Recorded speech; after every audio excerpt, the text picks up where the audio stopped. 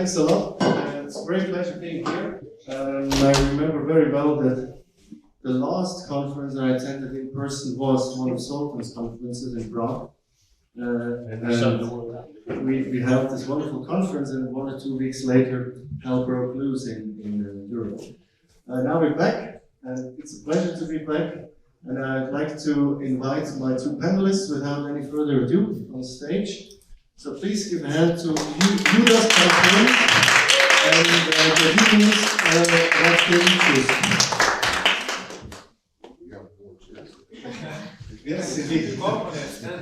Are you sitting? No, I understand. There's just one tricky part about standing here.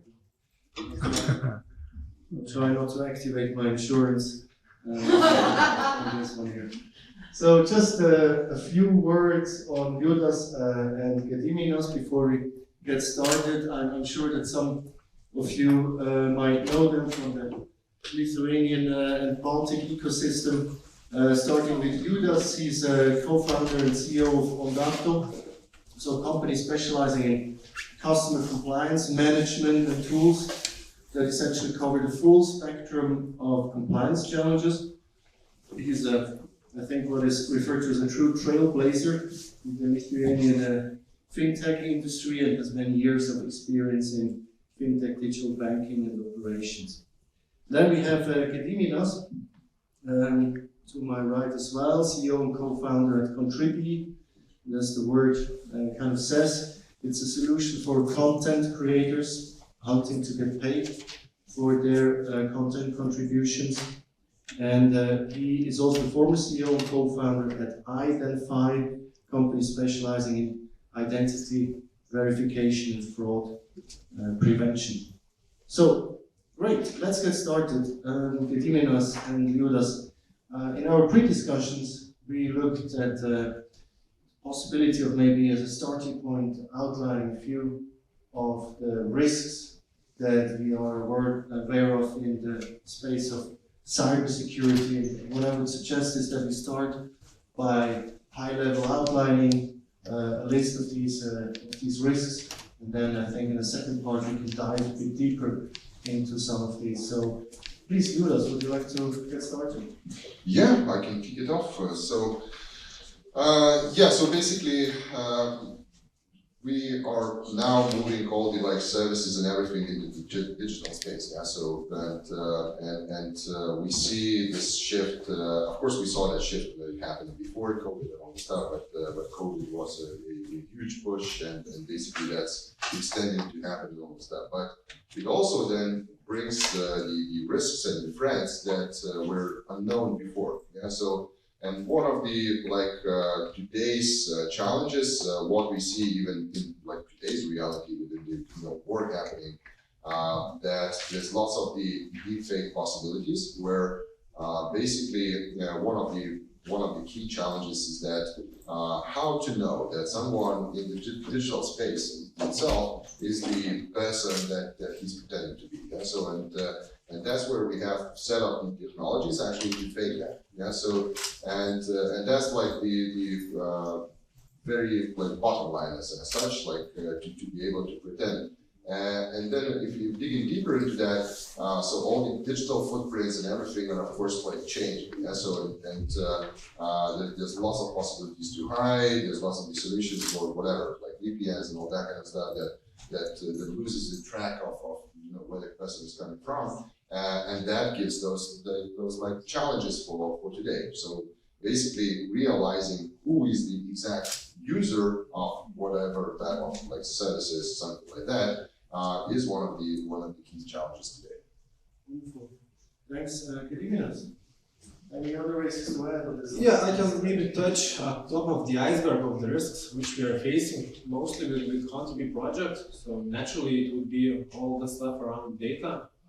It's very crucial at this stage. We also, maybe not all of you are familiar with Vinted, which just received the fees from Poland because of asking a copy of ID card, which was also some security level, internal security check by them. In our case, we have cases of course, pretending someone because we are helping creators to get paid. So also we have cases of carding. If you are preventing someone very famous and you are acting like you are adding content to our platform, it's not you, and you will receive money or even from stolen cards. So for sure we have those daily risks. Talking about data, we are trying to outsource as much as possible. Talking about the payments, we don't have internal payment engine, we are outsourcing it. So all the AML, KYC stuff we are giving to our partners. Of course, it costs for us, but in the end, at this company stage, we do believe that it's better to take few risks and pay for observing those ones. But for sure, we have something to do in our side as well. So to sum up, I would say preventing someone, which was also touched, and data security. I would say, and then solve the storage of that data and keep it safe. Very good. We then have, I think we can pick out a couple of these issues and dive a bit deeper. And I think one of these were spoofing attacks, right? Maybe you can elaborate on these a bit further and where you see, in reality, in your experience, the most prevalent risks.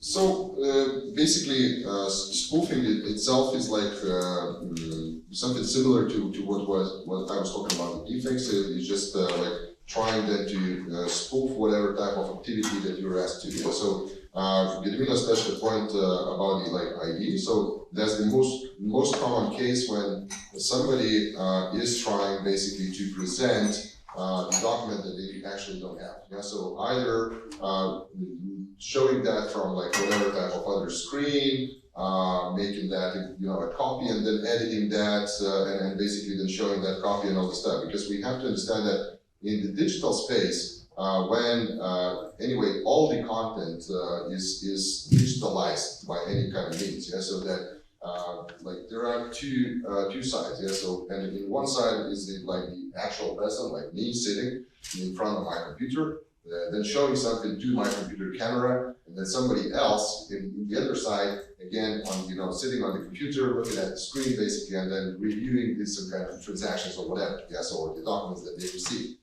And this is actually digitalized fully because, if now I would come to Gediminas to open, open the account at Country, would give them the document, he would see that, yeah, this is the document, it's some plastic, all that kind of stuff.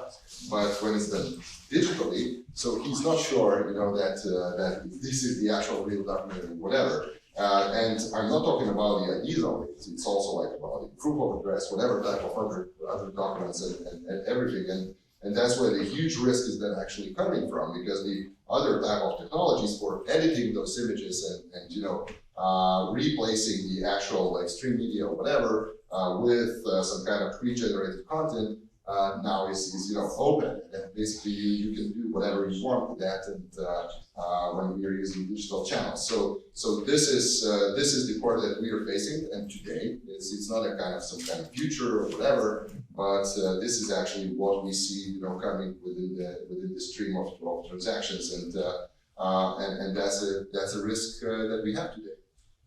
Thanks a lot, Judas. I believe in the pre-discussion, Gediminas, you also mentioned that you as a company, you actually outsource some of these aspects relating to data, but of course you still have some data in-house, right? You have some data delivering in-house. How do you deal with these risks? Yeah, I can make some introduction. Of course, in the beginning of activity, we made those best solutions to keep it safe, but now we are planning to help Ukrainian organizations to collect also donations. So we are kind of have possibility to receive bigger attacks from Russia, for example. If we will recognize that Contribui is helping a lot of Ukrainian organizations, it could be a lot of cyber attacks. So those primer activities which was done on security part, it could be not enough. So we are outsourcing specialists, of course, to run the platform, to look for the gaps, how those attacks could be done. As I mentioned about personal data, mostly we are not storing it, but of course we have names, surnames, emails. So we're also outsourcing specialists to make some scripts running the bots to check for those gaps in the beginning. And the second step would be that they are manually checking those gaps by the most popular cases of cyber attacks. So to be honest, I'm not a specialist. We don't have internally some security specialists. We are outsourcing them, but we are looking at paying a lot of attention to this part, because if we will face with some Russian cyber attacks, I do believe the risk is increasing at this stage.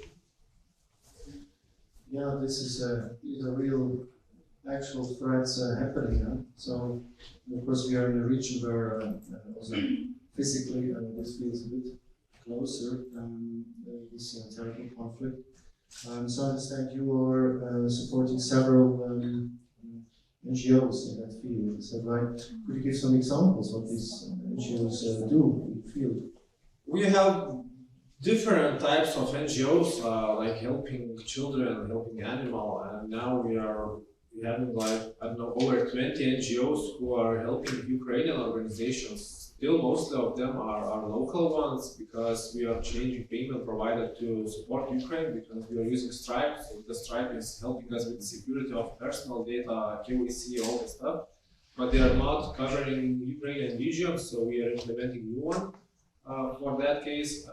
So from Ukrainian, we are planning to start next week to onboard Ukrainian organizations directly from Ukraine, because they were using one of our competitors and they made some questionable decisions and suspended those organizations.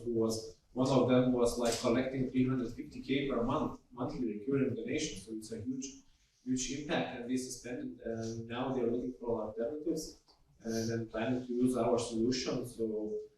So next week I would be able to mention more of them. Some I hope like came back alive, the most popular in Ukraine, and the other ones. So we'll see how it works. Good luck with that. I think we also spoke about the importance of actually being fully aware of risks and have tools to manage them. Because then these risks appear to be only half a risk or half a threat.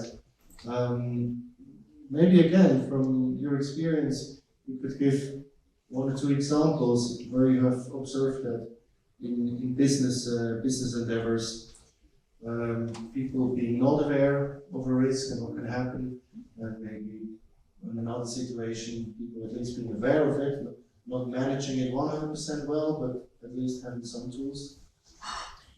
Maybe I can elaborate on this. Yeah. So basically, the whole idea is that when talking about the cybersecurity, especially, so if you know what kind of threats you are facing, so that's a like manageable risk. Yeah. So and if you know exactly like what even like I don't know problems or issues you have internally within the system, so still like you can know how to manage that. And to name a live example, actually I have I can name one really good Lithuanian one that was with state registries with registered centers here that they didn't know a risk of their server being shut out just because of the like water, So and that's a really good example, because nobody like everyone thinking about like digital threats and all that kind of stuff, but they didn't thought about what they will do if they will be just cut it off of the electricity, and to understand, so that might sound like, okay, so 1/7 you just shut it down and all this stuff, and nothing is happening. But we have to understand that those servers are responsible for all the activity, first of all, within all the registrations at notaries. Yeah, so it means all the activity of the notaries and everything were closed. Then the other part, of course, is associated with the banks and basically the information they need to get, when somebody comes in within the bank. And then the third one is actually with the mobile signature infrastructure that also sits on the same service. So even not counting the e-health and all that kind of stuff, and basically just everyone then shuts down. Yeah. So And then people are just waiting for 2 days, somebody to pick up the server. Then of course all the other risks occurs that the copy sits in the same server and all that kind of stuff, and lots of the messes is coming up from it. So I could name these kind of examples as the really good ones, like of people not aware of those kind of risks, because everything rests. So like what Gediminas like mentions, it's also like it's not as the threat but as the risk. He knows that he might have the DOS attacks, for example, from Russia because he's supporting like Ukraine, but he can manage those. He can use solutions for that. Like also he can have like mechanisms how he will switch the traffic from one server to another and all that kind of stuff. But if he wouldn't know that, so then it would be a mess. I think your example is very good because it illustrates this cluster effect. Right? You have a risk, and if that risk materializes, it affects all kinds of services, all kinds of channels. And maybe I can make a link to the pandemic. What I've observed over and over, the experiences from coming from different governments, that there was a lack of planning in advance and thinking in alternatives. So when B happens, what do we do? When C happens, what do we do, right? There was this kind of constant in alert decision making, which for me was a bit hard to understand. I can give an example. Let's say at one point in time we're at a point where everybody's locked down at home. But then it's foreseeable that this is probably not going to last for 100 years, right? So what do we do at the next stage of the pandemic? What do we do when the numbers significantly go down? Or the other way around, what do we do when it really looks like these hospitals are going to be full? So my impression was often that there would be a press conference in the style of, well, now, it really appears that these hospitals are full. We're going to have it, we have to give it a thought. What are we going to do now? Right? And this is in a way a bit disappointing because this should really be part of governing, so public sphere and in the private sphere with companies looking ahead and thinking in different scenarios. Yeah, I could add that, for example, in the security space, there are like additional optional startups, services which businesses start using, but also we have must-use regulators like on data, like IDAN 5 was born because of the new regulator to onboard customers. And fulfilling that, there are like other second layer security features, but they are not must-use, so businesses are mostly avoiding them because it's additional cost. And the time period until they will be like must-use by the regulatory base, it's a very long period. I do believe our businesses, my previous and your now, the regulatory was prepared like, I don't know, 10 years ago, but it's some period until it goes publicly and it goes like must-use, and everyone was very angry, the businesses was angry. It's a huge additional cost for us to run those digital KYC stuff. But as we are seeing now, it's working, it's paying off, it's lowering for sure the cases of risks. And I would say that there are other features, there are other security layers, but it will be a quite long period until it will be must use because businesses are mostly avoiding them because it's additional cost. Until they face those attacks, and then okay, let's make sense. Yeah, exactly. The demand for your services is often afterwards. But then it's more expensive. By the way, it's not so different to law. The demand is often immediate when the problem is immediately here, but then it's often a bit more difficult to fix it than preventively. Another aspect about data is you can speak about gathering data, and you can speak about securing data. KYC is often about gathering data, know your customer. But then on the other hand, you also have to secure your data, a very important part. And we have seen that there's a very realistic risk of data leakage with certain attacks from China or Belarus or Russia. Would you like to comment on these as well, Ulysses? So like if just to comment, so there's nothing to comment. Yeah. So it's of course the target is to secure that. But that's maybe I will extend basically what Gediminas said. Yeah. So there are some things that are already required, regulated, and basically the scope, let's say, of the data as well. Yeah. So. And here we can also a bit of maybe jump into the part of the in general of the regulation as such. Yeah, so especially in terms of the GDPR and that kind of stuff. But so one part you're totally right. Like in gathering the data and to ensure how it's gathered, how it's confirmed, and that kind of stuff. And then of course it comes to the storing. And what Gediminas said.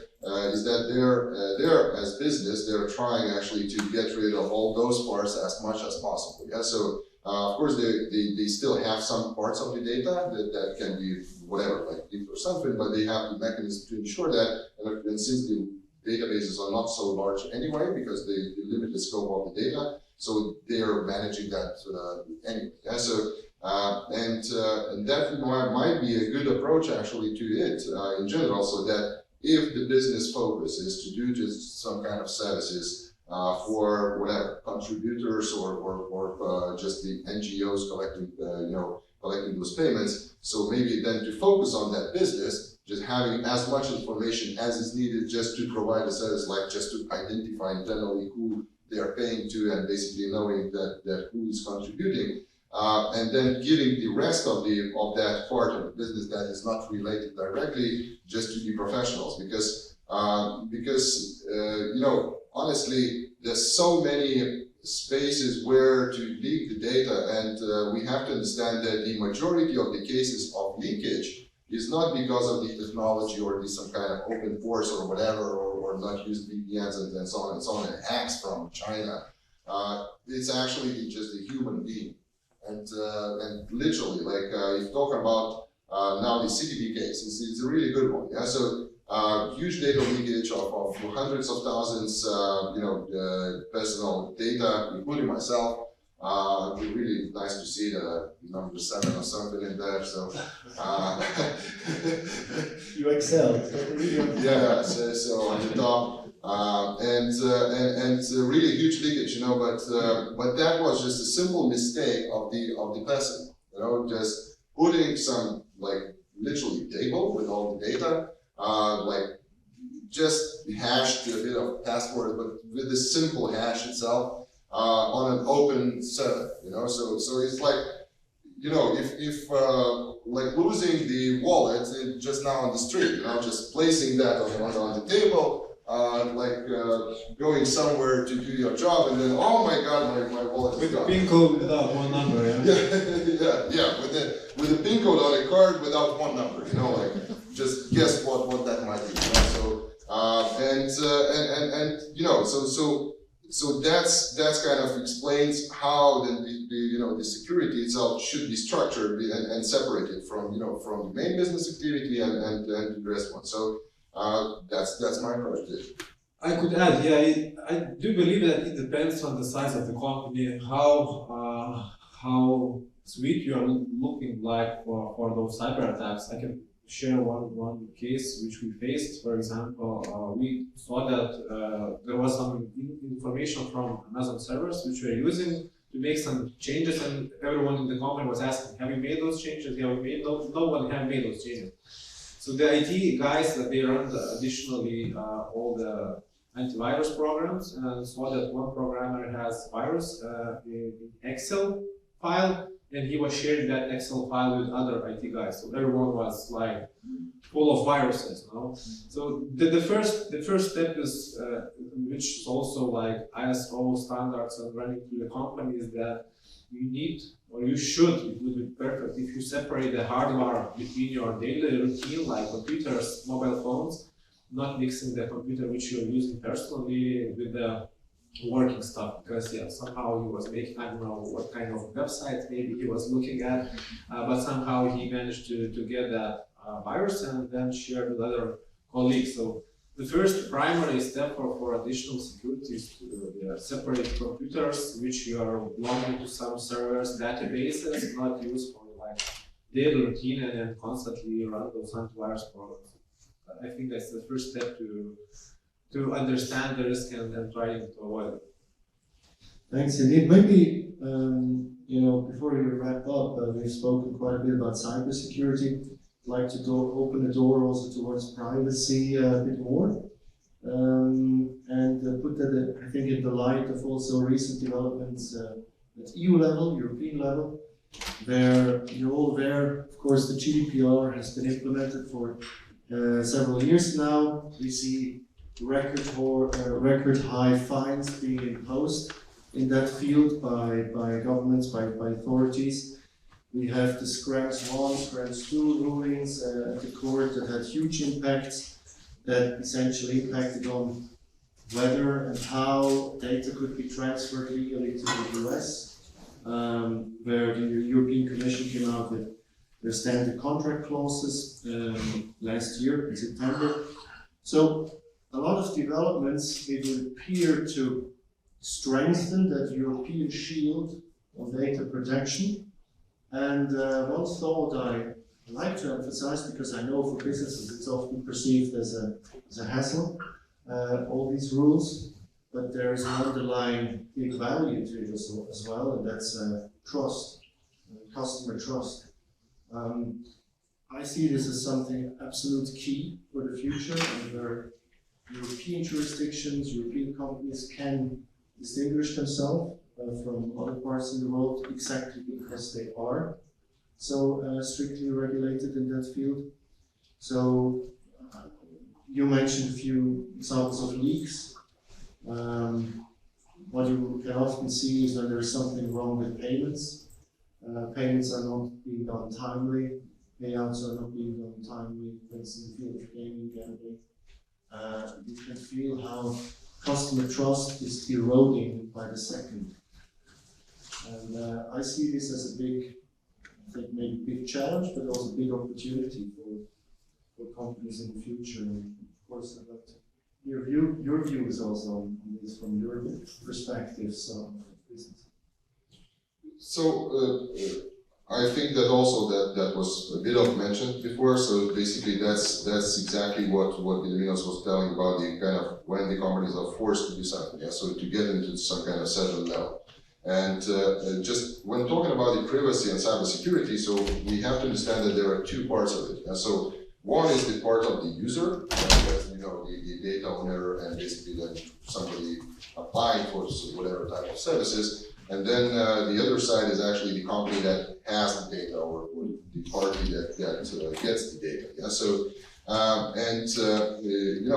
the balance, I wouldn't say that it's now very right, like from my perspective, so that how the users are kind of pursuing this, and basically how then the legislation itself looks at it, because it always looks from only the perspective of the user. Yeah. So like how to ensure that not too much of data is being collected and all this stuff, but from the company perspective of like mine, that we are collecting all the data in sake of actually the good reason. Yeah. So like to ensure the security of the company and to ensure that there's no like fraud activity behind and all that kind of stuff.